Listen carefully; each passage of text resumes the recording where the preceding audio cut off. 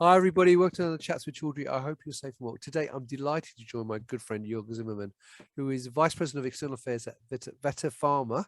But actually, today we're talking to him in his capacity of Chair of the International Board of Directors for ISPE, because, as you can tell by Joerg's attire, he's not wearing a bow tie. In fact, he's not wearing any tie. He is going to be previewing next week's ISPE annual meeting, which is in sunny Orlando, or hopefully will stay sunny while they're there, which is running from the 30th of October to the 2nd of November. So Joerg, first of all, how are you, my friend? Thank you. I'm really good. I arrived in Orlando yesterday, so I have a few days to acclimatize, but we do have board meetings over the weekend, so it'll be a packed agenda. Good. Well, I'm glad to justify your fact that you're in a lovely resort, mentioning the board meetings, but there you go. It's good to see. Now, Joerg, before we start talking about the annual meeting and what people can expect to see if they attend next week, for those people not familiar with ISPE, can you just give me a very top line overview of ISPE and its sort of mission really in life? Certainly, yes. And it's something that we've been working on since we're renewing the strategic plan for the next few years, and we'll be unveiling that during the conference, actually. So ISPE is the largest nonprofit organization in the field. We have over 20,000 members, and that is individual members. So ISPE is a not-for-profit organization and not a lobbying organization, which is a very distinction.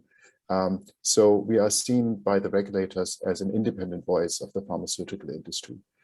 And with that, the tagline used to be connecting pharmaceutical knowledge, which is very much focused on the networking, which of course we still do, but we're taking a much more affirmative stand now, and we're saying we're shaping the future of the pharmaceutical industry in bringing quality medicines to patients. How about that? Well, that's good. That is good. And the other thing, actually, what I find interesting is that when I talk to a lot of associations, they tend to be quite North American centric or European centric. ISPE is one of those associations, obviously, having worked with you for a number of years, that I see as truly global, because you obviously have got affiliates in Asia, in Europe, and so on, both from a European perspective, but individual countries' perspectives as well. So you have got quite a real global network, haven't you? Yes, and it's something that we're working on very hard. And we do give those, and those local groups and chapters and affiliates, they have their healthy life. They develop their own programs. They have their own events. And I think we're just fostering that atmosphere. And on the board side, we've been trying to be as international as possible and really represent the membership worldwide. So we do have members on the board from Japan, from China, from Italy, from Austria, from Germany, and now I'm drawing a blank. So you can see it's not just the US, and we're really balancing it. Also, not just with the geographic distribution, but also with the backgrounds of people, from manufacturing, from quality, from regulatory. Engineering is, of course, key to ISPE, but also in those fields, it's not just from the big pharma companies, but also from the CDMOs, and also from the engineering companies and the consultants. So it's really a cross-section of the whole industry. Brilliant. Now, you've already touched on this a little bit in your previous answer, but how do you see ISPE differing from many of the other industry associations in pharma? Because there are a lot of associations in pharma, as you're well aware. Well, I think I've already touched a little bit on the topics. It's very heavy, of course, still on the engineering, which is core, but quality and regulatory. We've commented on so many draft regulations this year. Annex 1 over the last 3 years was a key topic. Sure. But then also artificial intelligence, GAMP, which is automated processing, Pharma 4.0, which is all the digitalization, ATMPs, cell and gene therapy. We're touching on all the things that people are involved with these days. So if somebody is working in that and has a question, he can find somebody in ISPE to talk to. So we have a platform called Engage, where you can just ask your question, and usually within a few hours, somebody will answer. And it's very qualified answers as well. That's cool. I wasn't aware of that. That sounds really interesting. So let's talk about this year's annual meeting then. So for people who are attending, or people who can't make it, or maybe are still on the borderline deciding whether I buy my ticket or not, what can they expect to see if they attend this year's annual meeting? Well, we're counting on about 2,000 people on site. So it's a big meeting. And there's a strong presence from the regulators, from FDA, from Anvisa, from EMA, but also high-level people that give keynote speeches from industry. We do have social events as part of it. For example, we'll be at Discovery Cove at SeaWorld. There's the FOYA banquet, which is the Facility of the Year Award banquet. 200 talks in the education sessions, 200 exhibitors in the exhibit hall. So you get it all in one package if you want. So that's the real attraction. Brilliant. And what talks and events are you personally excited about? So I know you are a very active member and participate in a lot of the talks, and you also chair a lot of talks, I know. Yeah. Well, I'm really excited to hear Thomas Wisniewski, from Takeda talk. He's their Global Manufacturing and Supply Officer. And if you look at Takeda as a company, they've really transformed themselves from a Japanese company to a truly global company. And that in itself is unbelievable. But then if you look at the product portfolio that they have, that's also hugely diverse and interesting.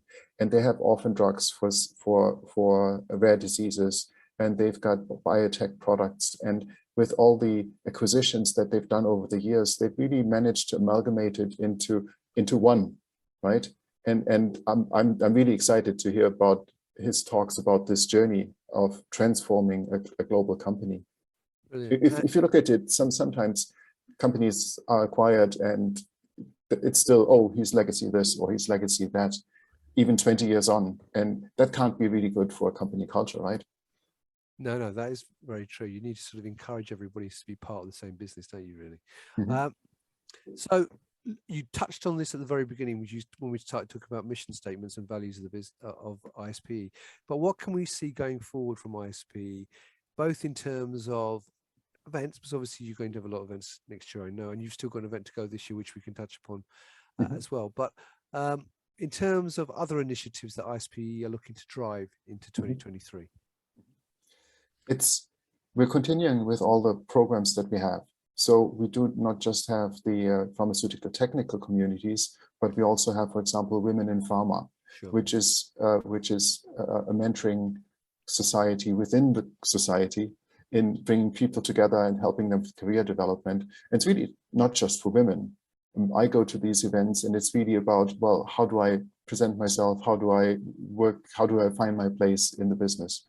And we do have the same on the emerging leaders being the young professionals, those who are just starting their careers, a super dynamic group. I attended one of the events 2 weeks ago in Frankfurt, and it's so encouraging to see what kind of future we have ahead with those leaders coming in. So that is happening. The foundation, ISPE Foundation, is continuing with the internships that we find, where we find interns from minorities to be placed into the pharma companies, and a lot of them find permanent employment after that. So that's happening. The Vienna conference is still on this year, which is bringing together Annex 1 and Pharma 4.0. That's in December in Vienna, Austria. In brackets, some people say you can come and also visit the Christmas markets. There's a lot of local events happening on Annex 1 implementation, and then the calendar for the next years is already booked. So Facilities of the Future in February, Aseptic in March in Bethesda.